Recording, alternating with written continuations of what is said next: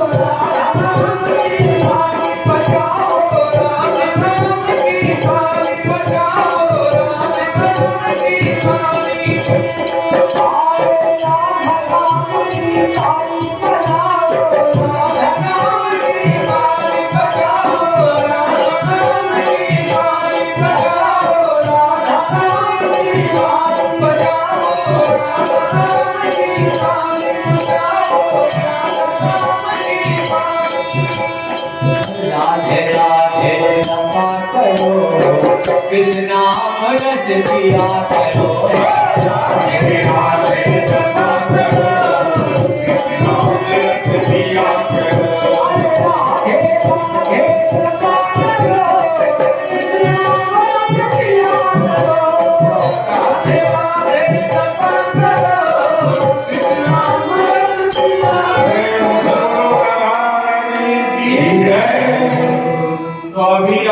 मैंने चर्चा किया था अवश्यमेव भोक्तव्यम कृतकर्म शुभाशुभम। अपने किए हुए शुभ और अशुभ कर्म को भोगना ही पड़ता है, चाहे इंद्र ही क्यों न हो। इंद्र ने पहली बार ब्रह्म हत्या किया तो उसको तो 4 लोगों में बांट दिया। अब वृत्तासुर नाम का राक्षस ब्राह्मण का पुत्र था, उसकी भी हत्या इंद्र को लगी। इंद्र को जब ये ब्रह्म हत्या ने दौड़ाया तो इंद्र स्वर्ग से पतित हो गया, कोई जगह उसे नहीं दिखाई पड़ी। धरती पर आकर मान सरोवर में कमल के तंतुओं में छिप गया।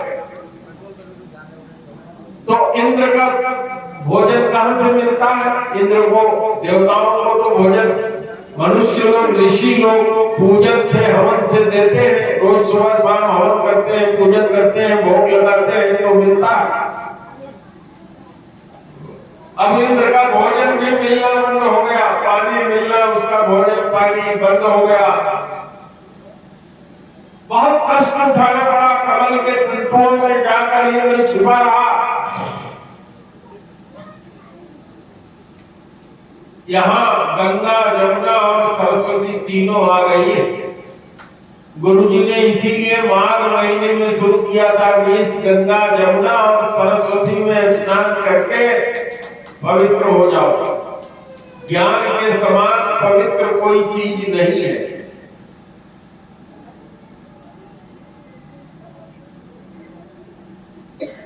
इधर जब इंद्र पतित हो गया स्वर्ग से तो राजा नहुष जो धरती पर थे, जिन्होंने 100 अश्वमेध यज्ञ किया था, उसको देवताओं का अधिपति इंद्र की पदवी दे दी गई। राजा नहुष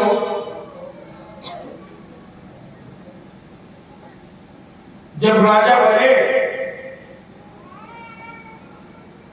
तो इंद्र का सारा ऐश्वर्य, वैभव, साम्राज्य, सारी स्तुतियां, अप्सराएं, भोग, उनको सब वहां प्राप्त हुआ, क्योंकि महान पुण्य किया था। उनके बराबर का कोई पुण्यात्मा नहीं था। इंद्र के दरबार में भी कुछ लोग ऐसे थे जो चाहते थे। एक दिन कुछ लोगों ने कान भरा नहुष जी का, महाराज अब आप तो इंद्र हो गए हैं, तो जब आप इंद्र हो गए तो महारानी सची जो इंद्र की पत्नी है वो भी तो आपकी हो गई।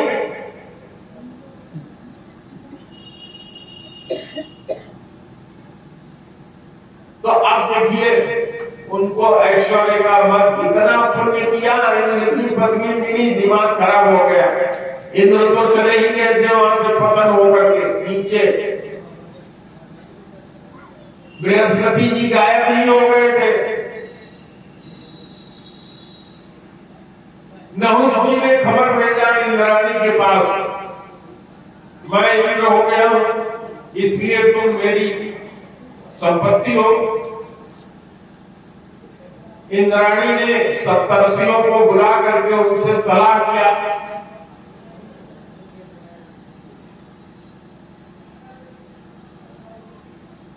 कोई सलाह उसके दिमाग में नहीं आई। फिर से खबर गई, दोबारा जब खबर गई तो उसने अपने दिमाग से सोचा, उसने कहा महाराज सही कहते हैं, आप इंद्र हुए हैं तो एक तरीका है, आप मुझे प्राप्त कर सकते हैं। मैं इंद्र की पत्नी हूं, तो इंद्र के न रहने पर तो आप ही इंद्र हैं।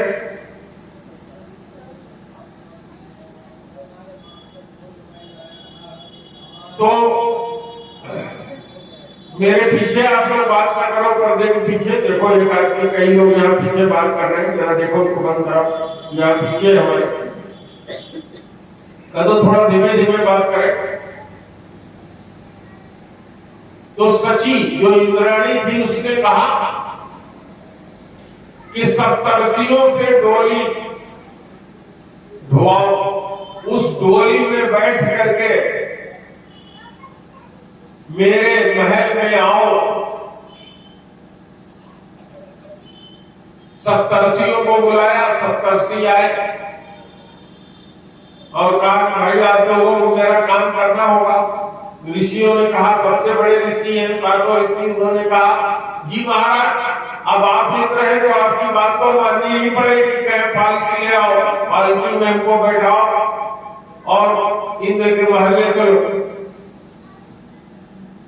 जो आदमी भजन तपस्या करने वाला है उससे पालकी ढोने का काम। खैर पालकी आई, सप्तर्षियों ने उठाया, एक सप्तर्षि जी को ठोकर लग गया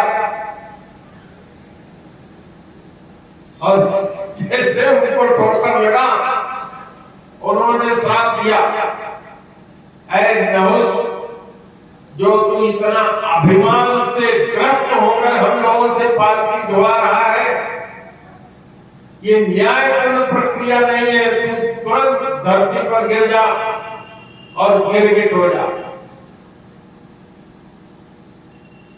महाराज नहुष जहां इंद्र की पदवी पाए थे, अपने कर्मों की गति तुरंत प्राप्त हुए और तुरंत वहां से गिर गए धरती पर, कुएं में जाकर जीव हो गए, जो सैकड़ों हजारों वर्ष तक, करोड़ों वर्ष, बहुत दिन तक जीता।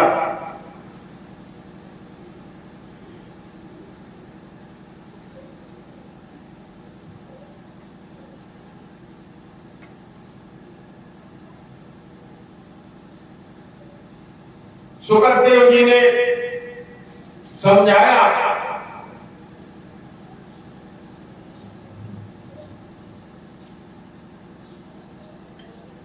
कि ये कहानियां भगवान का कीर्तन करते करते तुम्हारी क्या स्थिति हुई है।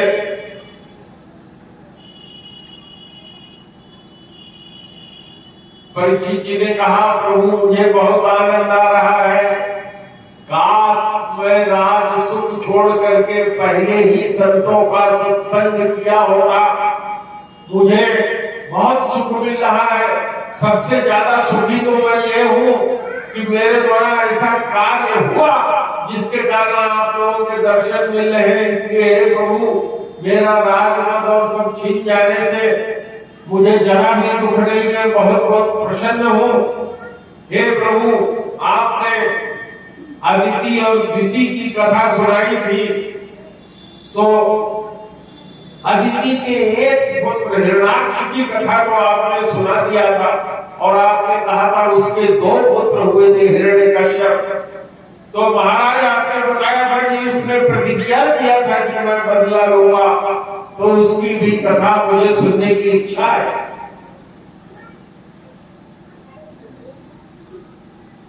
सुखदेव जी ने कहा बहुत सुंदर इच्छा है तुम्हारे मन में। भाई के मारे जाने के बाद हिरण्यकश्यप का मतलब होता है जिसका बप माने शरीर, हिरण माने सोने जैसा, हिरण्य गर्भः समवर्तताग्रे, सोने जैसा अंडा, सोने जैसा चमकता हुआ जिसका शरीर कश्यप जी की पत्नी अदिति से उत्पन्न वह दूसरा पुत्र तपस्या करने गया, महान तपस्वी था। उसकी पत्नी का नाम था कयादु। उसके 4 पुत्र थे। जब ये तपस्या के लिए गया तो भगवान ब्रह्मा की तपस्या करने लगा, क्योंकि ब्रह्मा जी के पुत्र ही हम सब लोग हैं। ब्रह्मा जी के पुत्र कर्दम, ब्रह्मा जी के पुत्र सारे ऋषि, राक्षसों के जो पिता हैं वो उन्हीं के पुत्र, देवताओं के देवता भी हैं। कश्यप जी की 13 पत्नियां, 13 4 17 पत्नियां, जिसमें से अदिति से राक्षस और दिति से देवता। तो बहुत भयंकर तपस्या इसने ब्रह्मा जी का किया। हजारों वर्षों तक एक पैर से खड़ा होकर के भगवान की उपासना किया ब्रह्मा जी। ब्रह्मा जी जब प्रकट हुए तो उनसे कहा मुझे बदला लेना है विष्णु से। उन्होंने कहा बेटा, तपस्या, उपासना, कीर्तन, व्रत, उपवास, इसका फल किसी से बैर लेने के लिए नहीं किया जाता। जहां तक भी उपाय वेदों ने बताया है उसका एक ही फल है, और वह फल है भगवान के चरणों में परम प्रीति हो जाना। लेकिन हे पुत्र, क्योंकि उनके पुत्र का पुत्र था, तो तुम जो ये चाह रहे हो ये तपस्या का फल नहीं होता। अगर इस तरह का साधन करके कोई आदमी चाहता है कि मैं किसी को मार डालूं, उच्चाटन करके किसी को मार डालूं, मारण किसी का कर दूं, किसी पे मोहन मंत्र चला दूं, किसी पे कीर्तियां चला दूं,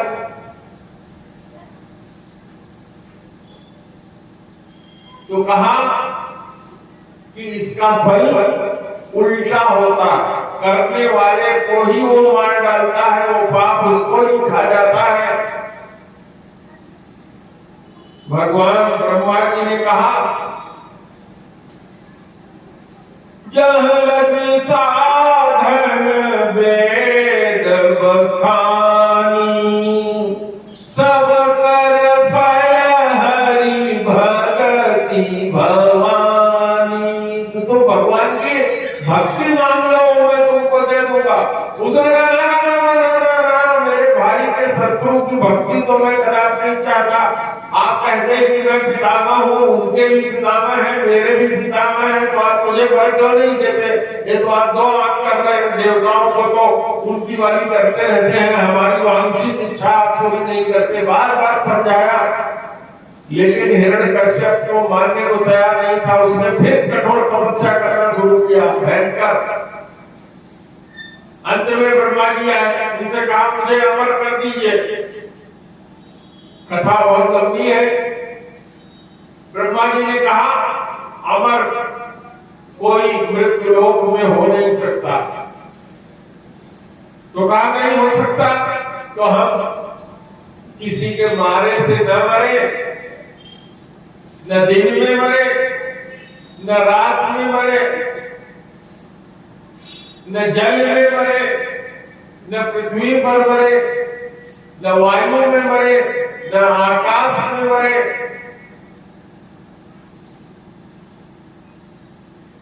तो बहुत उसकी जिद देख करके, बहुत लंबी तपस्या देख करके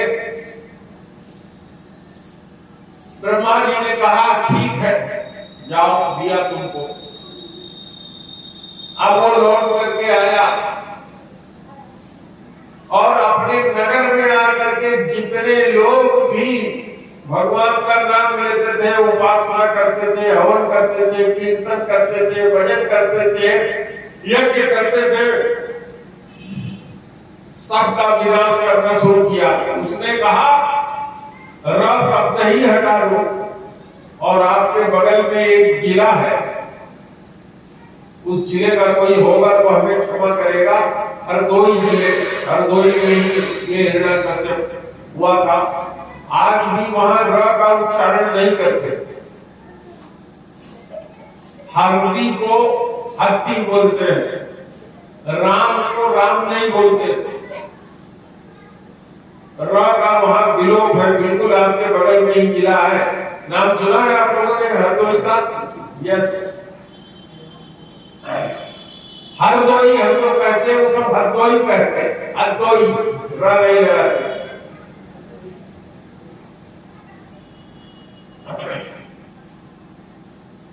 भयंकर तपा हो, लेकिन जब वो तपस्या करने गया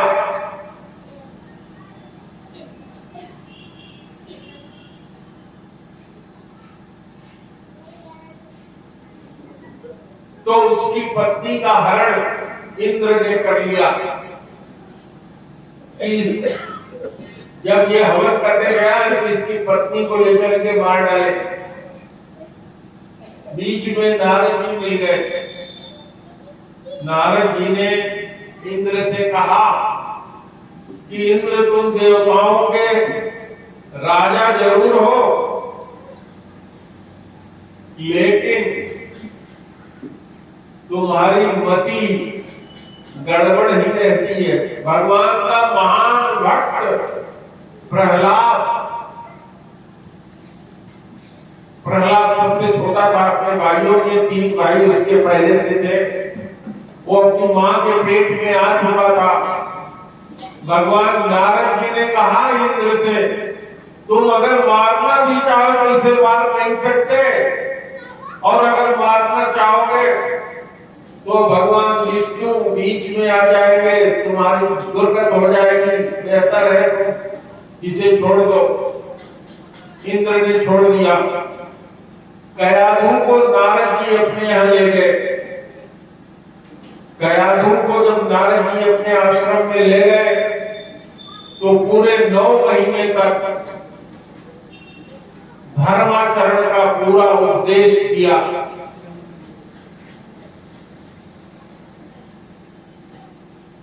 नारद जी के सारे उपदेशों को पेट में ही उनका बेटा सुनता रहा। उसकी कथा मैं अभी थोड़ी देर में आपसे कहूंगा, प्रहलाद की कथा। पहले उनके पिता की कथा सुनिए। जब वो तपस्या से निवृत्त हुआ हिरण्यकशिपु, तो मैंने आपसे चर्चा किया कि उस जिले में आज भी र का उच्चारण नहीं होता। जब वो लौट करके आया तो अपने बेटे को पढ़ाने के लिए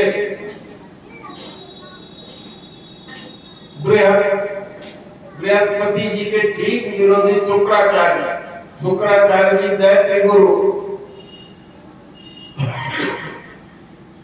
शुक्राचार्य के बेटे को नियुक्त किया विद्यालय में पढ़ाने के लिए। जब प्रहलाद वहां पढ़ने लगा, कुछ दिन बाद हिरण्यकश्यपु ने बुलाया, कहा पढ़ाई इसकी कैसी चल रही है।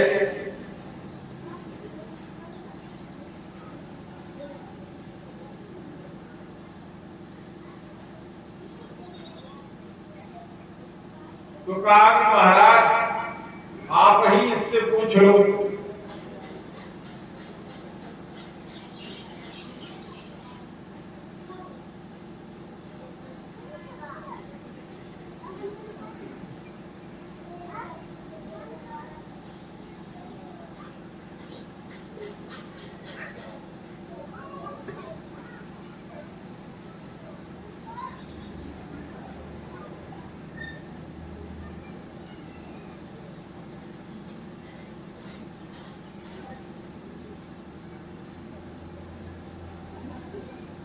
कहा महाराज आप ही इससे पूछ लो।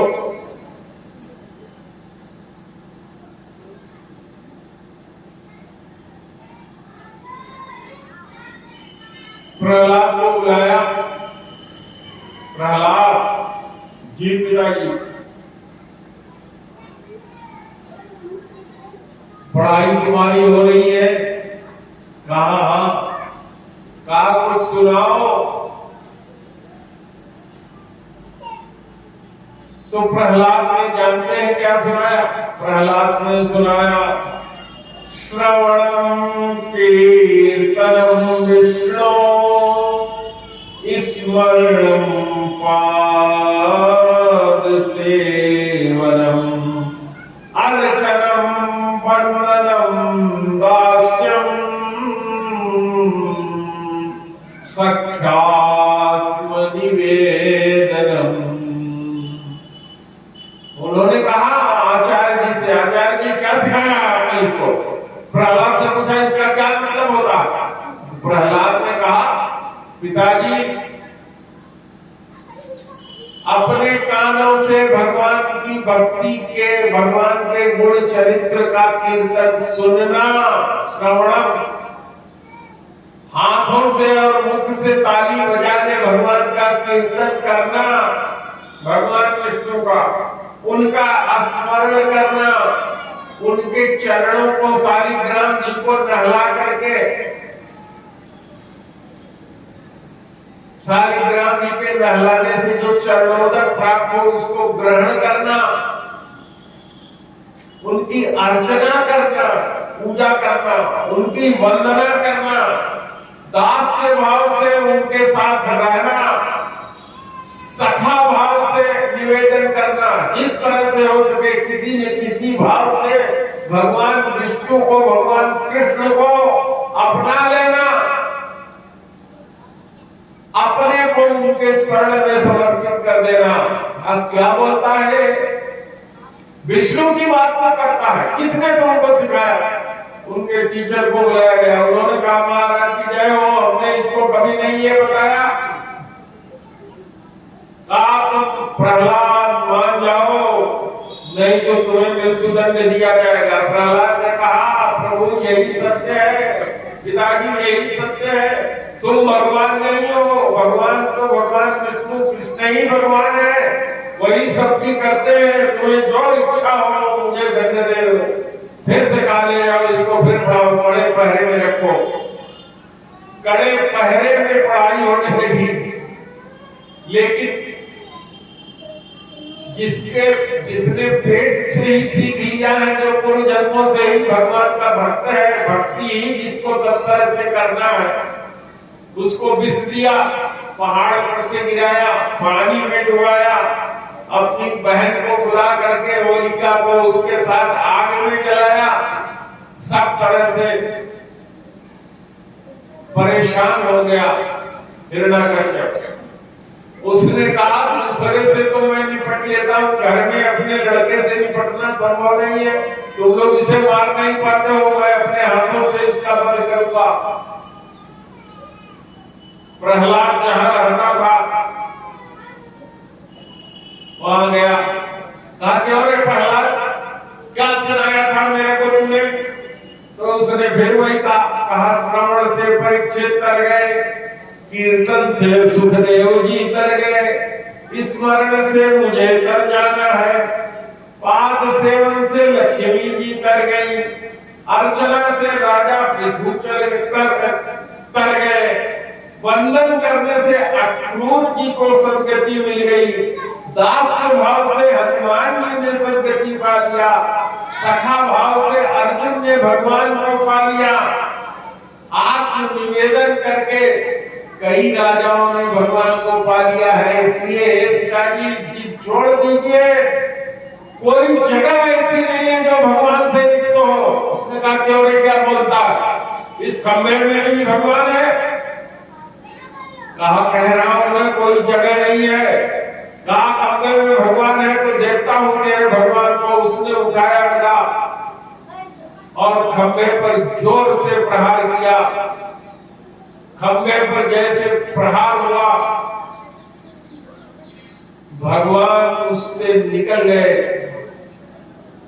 नरसिंह भगवान प्रकट हुए। बोलिए भगवान नरसिंह जी की जय। एक भजन सुनाइए भैया, सुनाइए।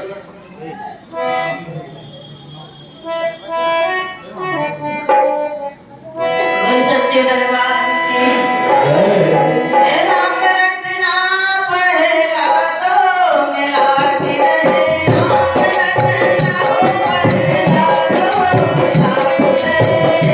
राम रटना पहला तो मिला के रहे।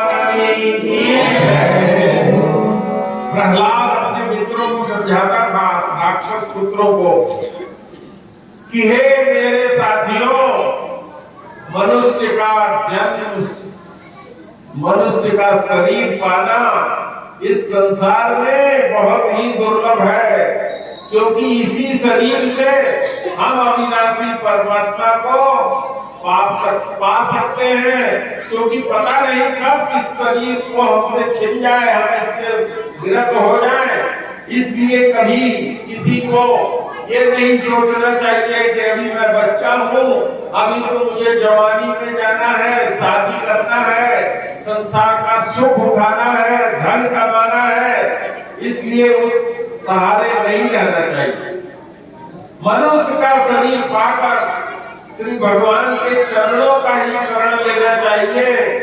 यही जीवन की एकमात्र सफलता है, क्योंकि भगवान समस्त प्राणियों के स्वामी हैं, सबके मित्र हैं, प्रियतम हैं और हमारी आपकी आत्मा है। हे भाइयों, इंद्रियों से जो सुख भोगा जाता है वो चाहे जिस योनि में हो, उसको वहां इंद्रियों का सुख बिना चाहे भी मिल जाता है प्रारब्ध के अनुसार।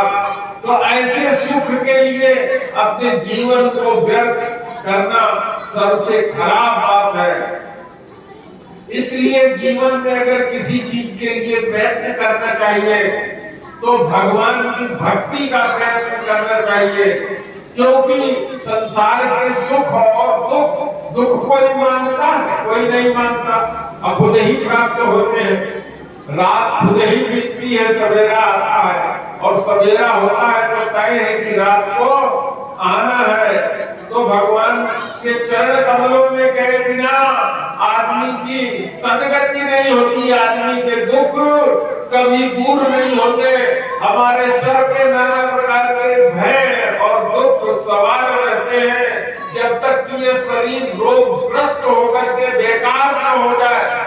कब रोगग्रस्त हो जाएगा? छोटे छोटे बच्चे रोगी हैं, छोटे छोटे बच्चों को हार्ट अटैक आ रहा नहीं आ रहा? आ रहा। जवानी में लोग कर रहे हैं, इन बच्चों को शांत कराओ जरा। 35-40 साल के लोग दारू पी रहे हैं, बिना दारू पिए हार्ट अटैक आ रहा है, मर रहे हैं। तो जब तक आदमी शोक और रोगग्रस्त न हो जाए, तब तक आदमी को प्रयास करना चाहिए कि बुद्धिमानी से अपने कल्याण के लिए प्रयत्न कर ले। मनुष्य की आयु 100 वर्ष की मानी जाती है और उसका आधा हिस्सा रात को सोने में 50 वर्ष बीत जाते हैं।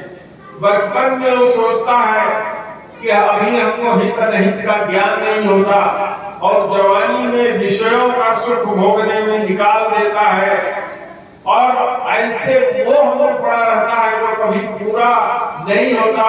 इसलिए हे दैत्य बालकों, जिसकी इंद्रियां अपने बस में नहीं है, जो हमारी 10 इंद्रियां हैं, उस जीव को, उस स्त्री या पुरुष को इस जीवन में कभी शांति नहीं मिल सकती।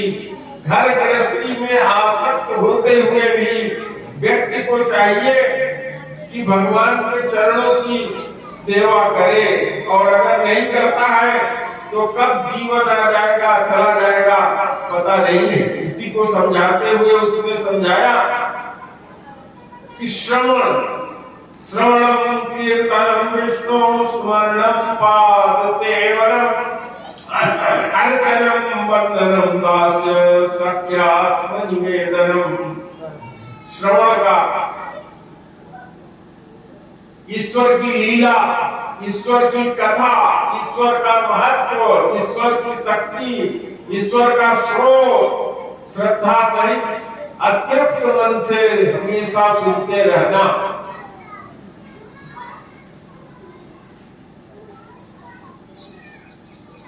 राम कथा के सुनत अगाही, अघाही रस विशेष तिन जाना नाई।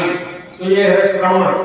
कीर्तन है ईश्वर के गुण, चरित्र, नाम, पराक्रम, आनंद एवं उत्साह के साथ उसका वर्णन करना, कीर्तन करना, ये है दूसरा। तीसरा स्मरण, निरंतर अनन्य भाव से कोई भी कार्य करते हुए परमेश्वर का स्मरण करते रहना, उनके शरणागत होना, उनके महात्मा और शक्ति का स्मरण करके उस पर मुक्त होना। पाद सेवन, ईश्वर के चरणों का आश्रय लेना, उन्हीं को अपना सर्वस्व समझना, अपने सारे कर्मों को उन्हें निवेदन करना। अर्चन मन वचन कर्म और वाणी के द्वारा पवित्र सामग्री से ईश्वर की पूजा करना, वंदन, भगवान को समस्त जीवों में मानते हुए समस्त जीवों से प्रेम करना, भगवान के अंश में व्याप्त समस्त भक्तों में, गुरुजनों में, माता पिता में, आग में परम आदर का भाव होना, सबको नमस्कार करना और सभी की सेवा करना, यही वंदन है। दास्य भाव, ईश्वर को अपना स्वामी मानना, सेवक सुख चाह मान भिखारी, अपने को जब ईश्वर का सेवक मानोगे तो कभी सुख की इच्छा नहीं होगी और तुम्हारा जीवन शांति से कट जाएगा। सख्य भाव, ईश्वर को ही अपना परम मित्र समझना, सर्वस्व उसको समर्पण कर देना चाहिए और निवेदन करने के बाद किसी चीज को ग्रहण करने पर वो भगवान का प्रसाद हो जाएगा और तुम्हारा जीवन सुखमय होगा। अपने पाप और पुण्य का फल और पाप पुण्य सब भगवान को निवेदन कर देना चाहिए। आत्मनिवेदन, कहा कि भगवान के चरणों में सदा के लिए समर्पित रहना चाहिए और कुछ भी अपनी स्वतंत्र सत्ता नहीं रखनी चाहिए, अपने को हमेशा भगवान के अधीन मानना। ये कहा 9 तरह की भक्ति है जिसको प्रतिदिन जीवन में हमें लेना चाहिए। जब भगवान प्रकट हुए नरसिंह जी तो उनका क्रोध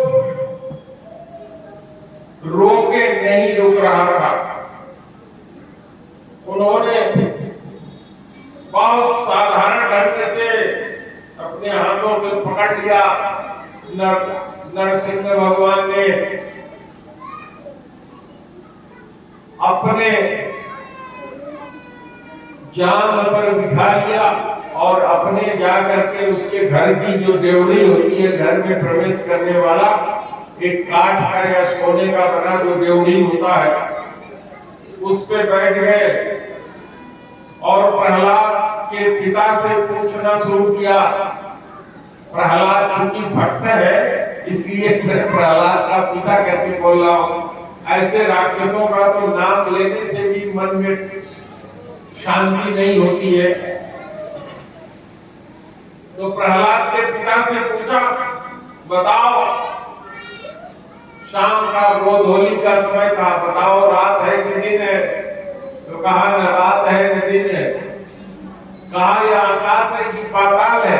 कहा न आकाश है न पाताल है। कहा कौन सा अस्त्र है, कौन सा शस्त्र है? कोई अस्त्र शस्त्र नहीं, ना खून निकाला। उन्होंने यही वरदान मांगा था, किसी अस्त्र से न मरूं, किसी शस्त्र से न मरूं, आकाश में न मरूं, पाताल में न मरूं, दिन में न मरूं, रात में न मरूं। बस उसके छाती को फाड़ा उन्होंने और उसका सारा खून भगवान नरसिंह का आधा शरीर, कंधे से कंधा और हाथ दोनों शेर का, बाघ का, मुंह बाघ का और नीचे शरीर मनुष्य का, इस तरह से भगवान ने विचित्र अवतार दिया अपने भक्त के कारण। भक्तों ने ही भगवान को प्रकट किया है। उसको मार देने के बाद क्रोध में गर्जना कर रहे थे बाघ की तरह से। लोगों ने लक्ष्मी जी से कहा कि आप चलिए। लक्ष्मी जी ने कहा मेरे बस का नहीं है, मैं नहीं जा सकता, मेरे बस का नहीं है। ब्रह्मा जी ने कहा मेरी बस की नहीं है कि मैं उपासना कर पाऊं। सब लोग प्रहलाद के पास गए और कहे कि बेटा तुम्हारे ही कारण प्रकट हुए हैं, तुम ही स्तुति करो तो प्रसन्न होंगे। प्रहलाद गया, हाथ जोड़ करके कहा, हे प्रभु आपकी महान कृपा है, आप अपने भक्तों पर दया करते हैं। हे प्रभु आप प्रकट हुए हैं, आतताई को आपने मार दिया है, बड़ी कृपा होगी, आप शांत होइए प्रभुवर। भगवान ने अपनी इसको पकड़ लिया, प्रहलाद को अपनी जीवा से उसका चेहरा और उसको चाटने लगे प्रेम से। प्रहलाद से उन्होंने मनुष्य की वाणी में कहा, प्रहलाद वरदान मांगो। प्रहलाद ने कहा देना और लेना बनिया का काम है, व्यापारी का काम है। हे प्रभु मैं आपका भक्त हूँ। भक्त भगवान से कुछ मांगता नहीं, भक्त भगवान की उपासना कुछ मांगने के लिए नहीं करता। तो अगर मैं आपसे वरदान मांग लूं तब तो मैं बनिया हो गया। कहा ना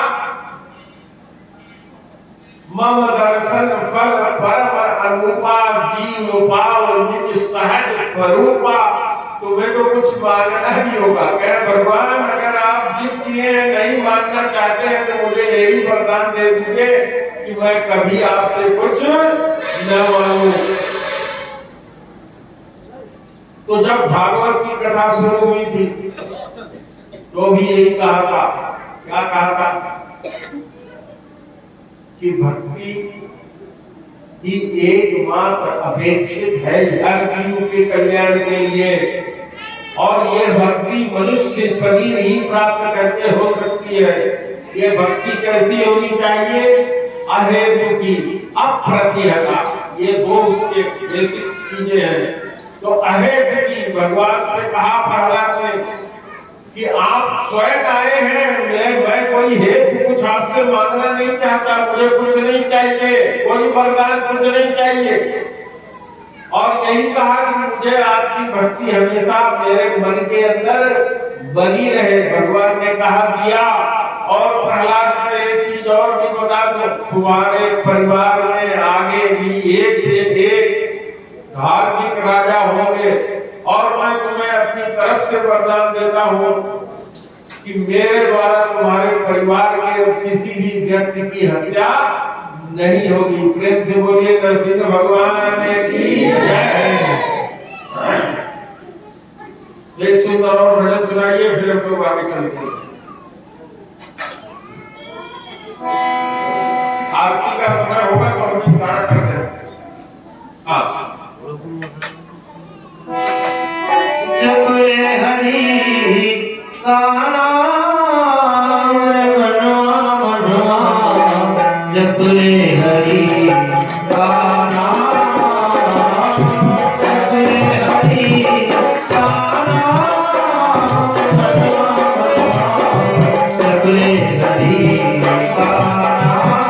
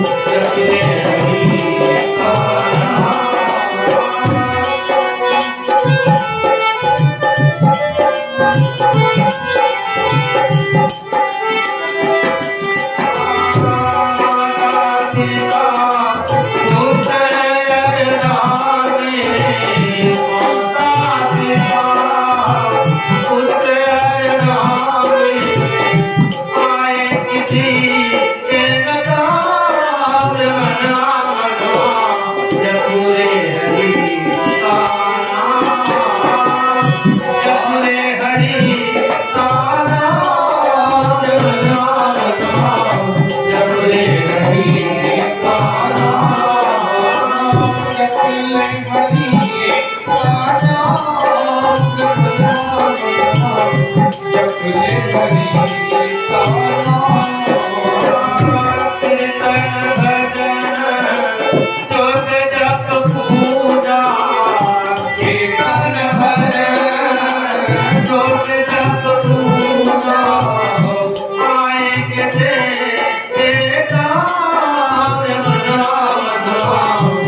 जपले हरि का नाम, जपले हरि का नाम, जपले हरि का नाम, जपले हरि का नाम, जपले हरि का नाम। बोलो गुरु महाराज रानी की जय। अदिति माता का जब ये भी पुत्र मारा गया तो माता अदिति बहुत दुखी हुई।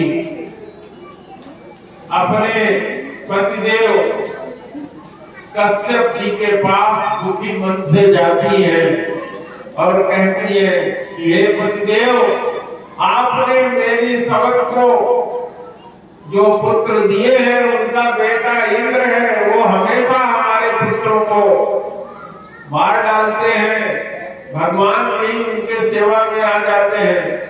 तो इस बार हमको कोई ऐसा धर्मशील पुत्र दीजिए। तो अदिति से कश्यप जी ने कहा, हे अदिति, पहली बार जब शाम का सूर्यास्त हो रहा था तब कामांध होकर के तुम मेरे पास आई थी। हे पतिदेव, मुझसे काम किया सही नहीं जाती है। मैं उस समय भगवान की उपासना, परम पुरुष की उपासना खीर से हवन कर रहा था और तुमने मुझे मजबूर कर दिया। मैंने उसी समय तुमसे कहा था कि यह समय पुत्र प्रसव, पुत्र प्राप्त करने का नहीं है। तुमने कहा कि मुझे बर्दाश्त नहीं होता, मेरे पति है इसलिए आपको मेरे साथ रमण करना होगा। मैंने बताया था कि यह समय भगवान शंकर और उनके गणों के चलने का है।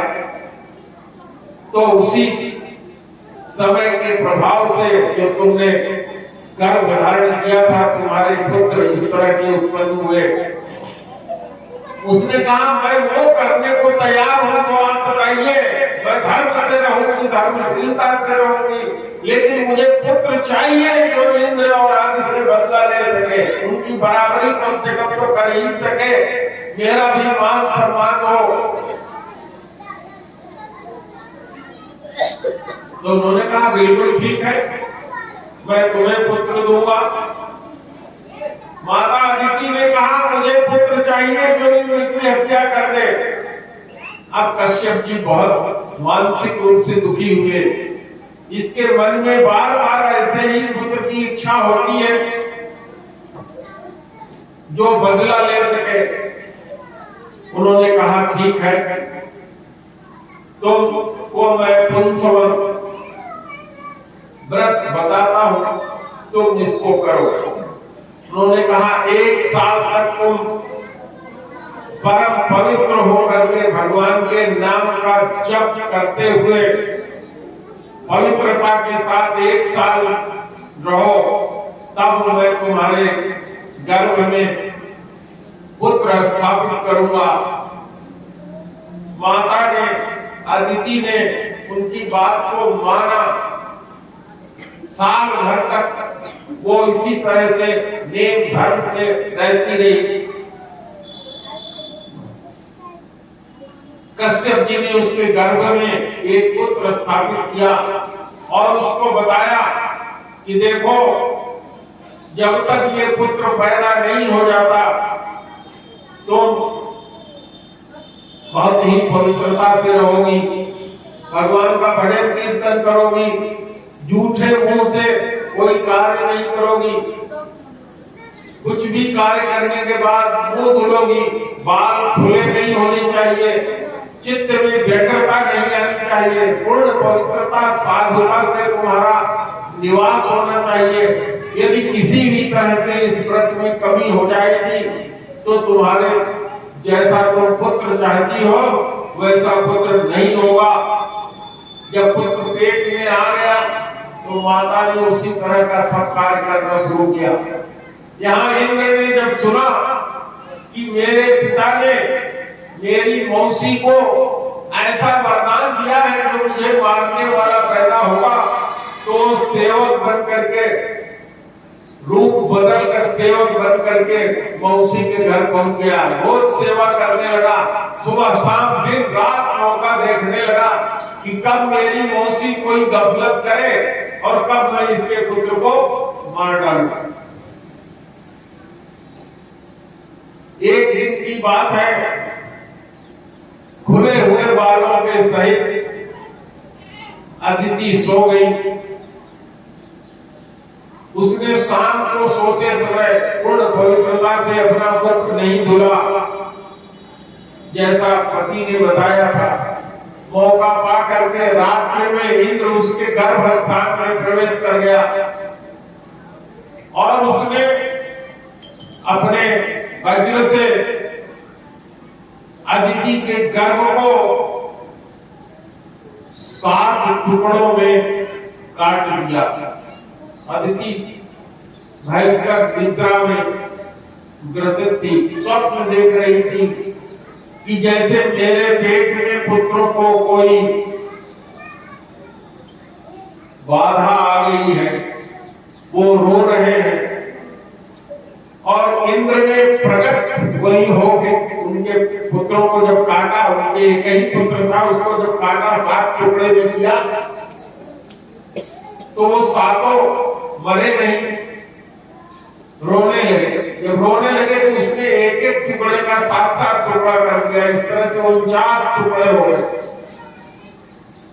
लेकिन 49 टुकड़े 49 पुत्र के रूप में हो गए और पैदा होकर के मां के बिस्तर पर आ गए, क्योंकि इस तरह का आशीर्वाद था, भगवान की कृपा थी। जब उसकी आंख खुली तो उसने देखा तो इंद्र हाथ जोड़ करके खड़ा हो गया। उसके पति ने, अदिति के पति ने यह भी कहा था कि तुम इस समय किसी के ऊपर क्रोध नहीं करोगी, किसी को श्राप नहीं दोगी, किसी का अमंगल नहीं सोचोगी। जब इंद्र अपने रूप में आ गया और हाथ जोड़ करके उसने कहा, मौसी मैंने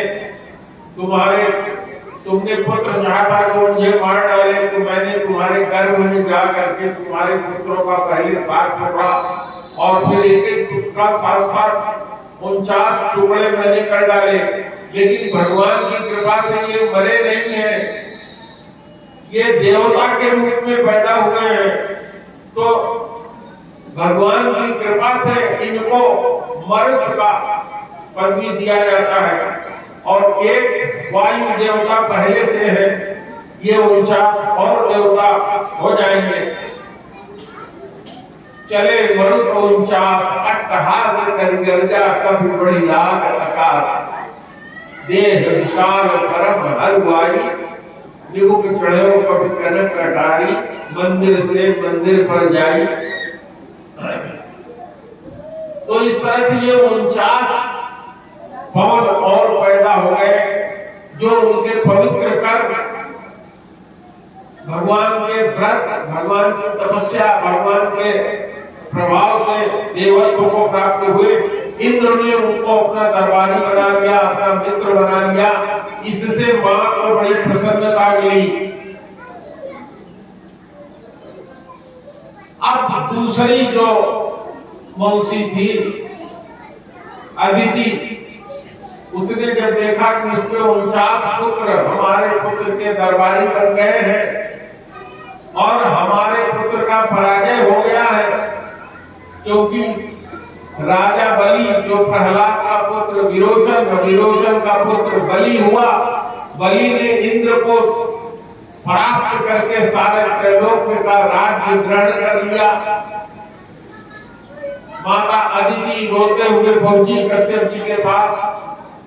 हे पतिदेव, सारा संसार आपकी 17 पत्नियों से उत्पन्न हुआ है, अब मेरे लिए कोई ऐसा पुत्र दो ना जो मेरे बाकी पुत्रों का दुख दूर कर सके। मैं चाहती हूँ कि भगवान स्वयं हमारे गर्भ से उत्पन्न हो और हमारे पुत्रों की मदद करें। तो कश्यप जी ने कहा अवश्य। उन्होंने पयोनिधि व्रत बताया और कहा, इतने दिनों तक तुम्हें केवल गाय के दूध पर सफेद गाय, देसी गाय के दूध पे रहना होगा, जिससे प्रसन्न होकर के भगवान तुम्हारे गर्भ से उत्पन्न होंगे और वही बलि से राज्य छीन करके देंगे। माता ने उनके आदेशों का पालन किया। भगवान वामन देव माता के गर्भ में आए और समय आने पर भगवान वामन जी उत्पन्न हुए। प्रेम से बोलिए वामन भगवान की जय। सारी पृथ्वी हर्ष से भर गई। भगवान जब माता अदिति के गर्भ से आए तो संसार में परम उत्साह, नक्षत्र सब अनुकूल हो गए।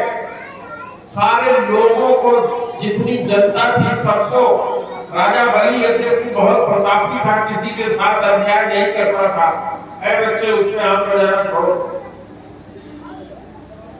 फिर भी मां ये चाहती थी कि हमारे बेटे ही राजा हुआ करते हैं, राज्य उनसे छिन गया है, तो बलि से राज्य किसी तरह से आए। गुरु घर में जाकर के उन्होंने बहुत कम समय में अध्ययन करके विद्या प्राप्त किया। इसी समय राजा बलि यज्ञ कर रहा था। राजा बलि के यज्ञ में वामन उंगुल के भगवान वामन, इसीलिए उनका नाम ही है। उनका नाम उपेंद्र भी है। इंद्र चूंकि बड़ा भाई हुआ, वामन भगवान को उसने अपना, वो छोटे भाई में एक ही मां से पैदा हुए थे। राज्य उन्होंने बलि से प्राप्त करके इंद्र को फिर से राजा बना दिया था, इसलिए उनका दूसरा नाम उपेंद्र भी कहा जाता है। राजा बलि यज्ञ कर रहा था, अश्वमेध यज्ञ। राजा बलि का यज्ञ पूरा होने वाला था। उसमें उसने घोषणा किया था, जिस किसी को जो कुछ भी चाहिए हमसे आकर के यज्ञ पूर्ति के समय दान ले। इसी समय वामन भगवान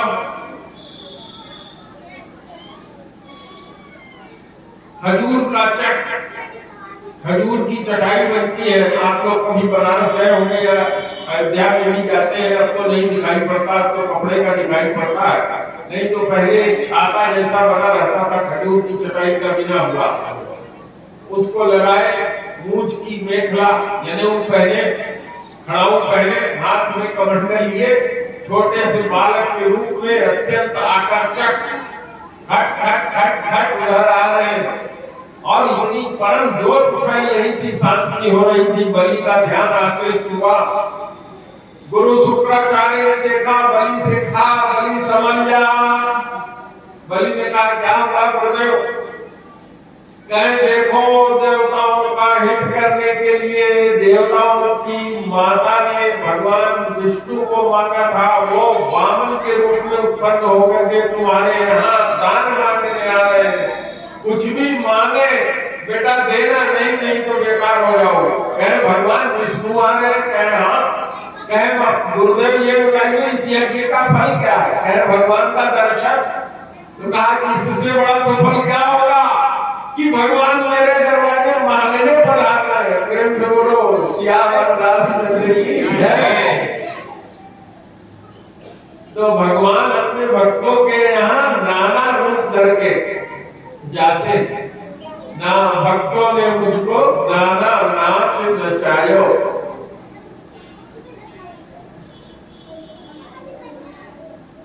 बलि जी खटखट खटखट खटखट खटखट पहुंचे, बलि के यहाँ पहुंचे भगवान वामन।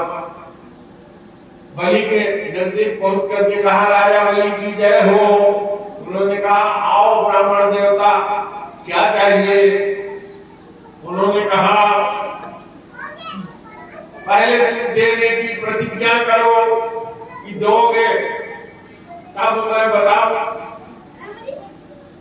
बलि ने कहा, प्रभु आप ऐसे क्यों कह रहे हैं? आप मानिए, मैं सर्वस्व दे सकता हूं। उन्होंने कहा, ऐसा कुछ नहीं, पहले जल उठाओ हाथ में और संकल्प करो, जैसे हमारे पुजारी जी संकल्प कराते। ओम पवित्रः पवित्रो वा सर्वावस्थान गतो अथवा यः स्मरेत पुंडरीकाक्षर स्वभाव्यांतर शुचि और दसों दस प्रमोद देव प्राराध्य शिष्य द्वारा करके जब वो दिव्य बाण करते भर करके आ गया और काम करते बड़ी देर से अब उसमें उन्होंने जोड़ दिया 3 पक्ष वो भी मुझे चाहिए। उसने प्रतिज्ञा करने के लिए जब जल निकालना चाहा उषा हाथ में लेके अच्छा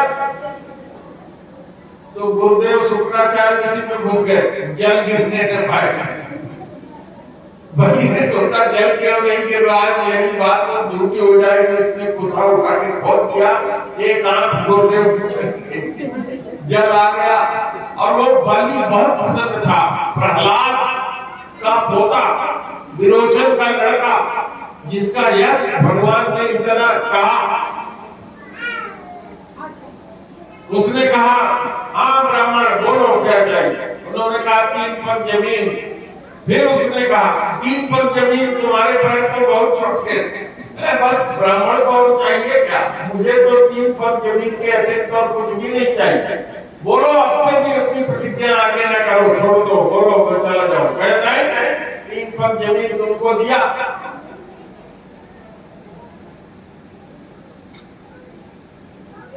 बलि बांधत प्रभु बाढ़ो सोतन बढ़ो। आकाश इतना बड़ा उनका शरीर हो गया कि पहले पढ़ने तो सारा ब्रह्मांड उन्होंने नाम लिया, आकाश सहित। दूसरे पद में पाताल नाम लिया। तीसरा पद उन्होंने बलि से कहा बोल बलि अब ये तीसरा पद कहां देगा मुझको। बलि भी बहुत बुद्धिमान था, महान दानी, प्रहलाद जैसे भक्त का पुत्र था। अपने पितामह को याद किया प्रहलाद को उसने। हे प्रहलाद जी को भगवान ने वरदान दिया था कि तुम्हें कभी मृत्यु तुम्हारी नहीं होगी। प्रहलाद जी को अपना स्थान दिया था भगवान ने, अपना लोक दिया है। प्रहलाद जी तत्काल उसके पास पहुंचे, उसके दिमाग में पहुंच करके उन्होंने कहा देखता क्या है, कह दे कि मेरे सर पे पैर रख दीजिए। भगवान प्रसन्न हो रहे हैं देख करके प्रहलाद आ गया है, आ रहा है। बहुत खुश हुए भगवान। बलि ने कहा महाराज देखते क्या है, अरे मेरा जो पीठ, मेरा जो सर है इस पे पैर रख दीजिए। रख दिया पैर में और प्रसन्न हो गए। कहने लगे मान बलि क्या चाहिए तुमको। कहा बलि जानते हो 3 पग में तो तुम्हारा कोई बचा नहीं। कहे नहीं, पाताल भी दे दिया तुमने। कहे हाँ महाराज, अपने को भी तुमने हमको दे दिया। कहे हाँ महाराज। कहे और क्या दोगे। महाराज कुछ बचे नहीं, हमने तो आपको पा लिया और आपको मैं किसी को दूंगा नहीं। उन्होंने कहा ये बस। अब भगवान वहीं बस गए। अब लक्ष्मी जी परेशान, भगवान कहाँ गए। तो वामन जी ने वह राज्य प्राप्त करके इंद्र को फिर से राजा बना दिया और बलि को अपना पाया हुआ स्थान ही पाताल लोक में उनको निवास दिया और कहा कि हे बलि मैं बहुत प्रसन्न हूँ। मैं तो बलि से कहा और कुछ मांगो। बलि ने कहा महाराज जिस रूप में आपने मुझे चतुर्भुज रूप में अपना दर्शन दिखाइए, दर्शन दिया, कहा इसी रूप में मेरे यहाँ आप निवास कीजिए। उसी के यहाँ रहने लगे। तब से पंडित लोग ये मंत्र जप करके एन बद्धो बलि राजा दानवेंद्रो महाबलो, यही मंत्र जप के जिस प्रभाव से आप दानों के इंद्र दानवेंद्र बलि के द्वारा बस में हो गए थे, हे प्रभु उसी तरह से मैं ये रक्षा अपने शिष्य के हाथ में बांध रहा हूँ कि इनका कल्याण, अचल कल्याण हो, कभी कल्याण इनका मिटने न पावे। इस तरह से बलि के यहाँ भगवान निवास करने लगे। प्रेम से बोलिए राधा रानी की जय। एक भजन सुना दी।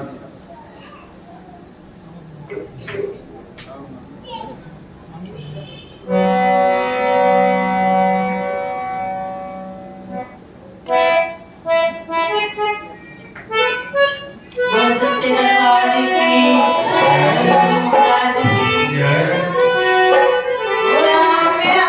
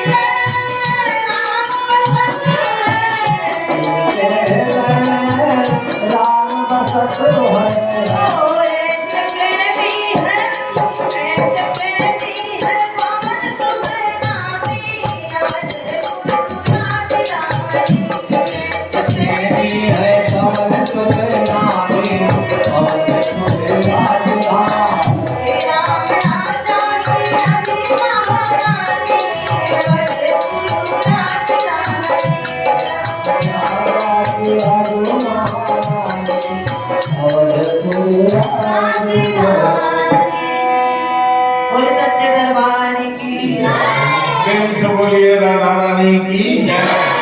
पंडित जी कहाँ गए? चलिए सब लोग खड़े हो गए। बोले सतगुरु भगवान की जय। भारती सतगुरु देव